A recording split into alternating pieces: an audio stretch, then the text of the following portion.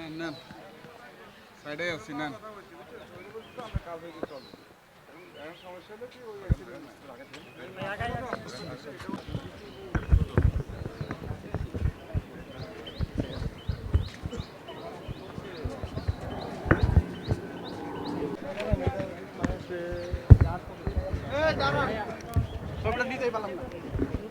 আপনার আপনার জন্য দাঁড়াবে।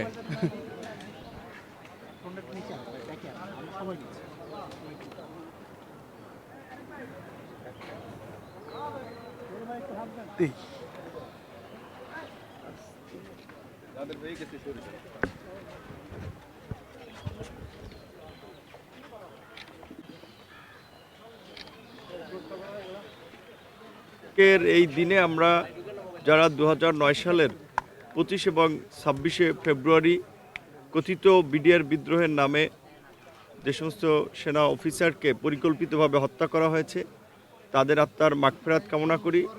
স্বজনহারা পরিবারের প্রতি আমরা সমবেদনা জানাই, সরকারকে ধন্যবাদ জানাই যে তারা দেশের স্বাধীনতা সার্বভৌমত্ব রক্ষায় সেনাবাহিনী যে অতন্দ্র ভূমিকা পালন করে আসছিল এবং পরিকল্পিতভাবে দেশের স্বাধীনতা সার্বভৌমত্বকে ক্ষুণ্ণ করার জন্য সেই সেনাবাহিনীকে পঙ্গু করার জন্য যে একটি পরিকল্পিত হত্যাযজ্ঞ চালানো হয়েছিল সেটির বিচার বিগত সরকার তো করেই নেই, সেনা সদস্যদের প্রতি ন্যূনতম সম্মানও দেখায় নাই।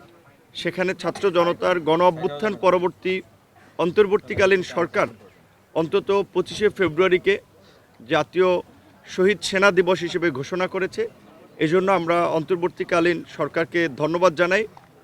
একই সাথে আমরা মনে করি যে বাংলাদেশের ভবিষ্যতের জন্য স্বাধীনতা সার্বভৌমত্বের প্রশ্নে এই পিলখানা হত্যাকাণ্ডের একটি সুষ্ঠু নিরপেক্ষ ও বিশ্বাসযোগ্য তদন্ত হওয়া দরকার এবং এর পেছনে যেসব কুশীলবরা জড়িত সেটা জাতির সামনে উন্মোচন করা দরকার। আমরা মনে করি এই ঘটনা শুধু দেশের অভ্যন্তরীণভাবেই ঘটেছে এবং অভ্যন্তরীণ শক্তি জড়িত সেটা নয়, এর সাথে বহিঃশক্তি জড়িত।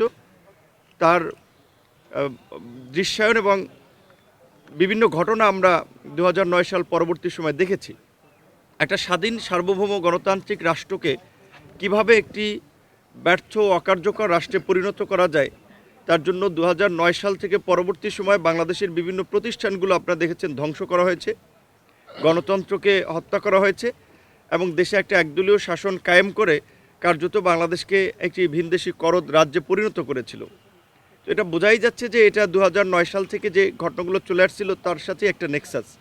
সেই জায়গা থেকে আমরা দেখেছি যে সাবেক স্বরাষ্ট্র প্রতিমন্ত্রী ছিলেন, আপনারা দেখেছেন জনাব তানজিম আহমেদ সোহেল তাজ, তিনি গতকালকে সোশ্যাল মিডিয়াতে তার ভেরিফাইড ফেসবুক পেজে স্ট্যাটাস দিয়ে তিনি বলেছিলেন যে এই ঘটনায় তিনি পূর্ণ সহায়তা করতে চান। এটি আমি মনে করি এই সময়ের এই তদন্তের জন্য এবং জাতির সামনে সত্য উন্মোচন করার জন্য একটি সহায়ক ভূমিকা হতে পারে।